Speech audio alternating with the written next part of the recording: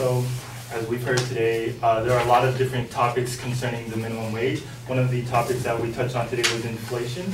And what we haven't talked about is the inflation since the current minimum wage has been established. So, according to Pew Research Center, since it was last raised in 2009, the federal minimum wage has lost about 9.6 of its purchasing power to inflation. So we touched on inflation from back in the day, but we didn't touch about the recent inflation that the current minimum wage has undergone.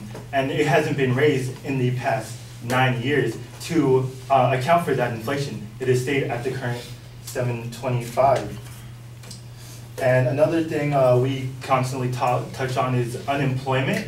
So our opposition states that if we were to increase the federal minimum wage, unemployment would increase. And according to the National Employment Project, we have been raising the minimum wage for 78 years, and as a new study clearly reveals, 78 years of minimum wage hikes have produced zero evidence of job-killing consequences. So America has been alive for a long time, yes I know, 78 years of raising the minimum wage. The only time that unemployment did increase when we raised the minimum wage was in times where we were about to undergo a recession. Or so like in 2008, 2009 when we increased the minimum wage, and unemployment increased, but that's only because of a recession. Other than that, there is no correlation between unemployment and raising the minimum wage.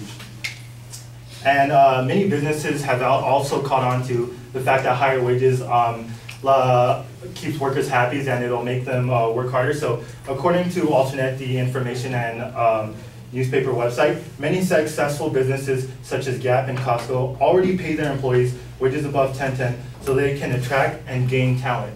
So these specific companies, this doesn't happen everywhere, but they have realized the power that a minimum wage can have on their employees. So if you were to increase it, people stay happier, they work harder, they tend more to stay longer with that company.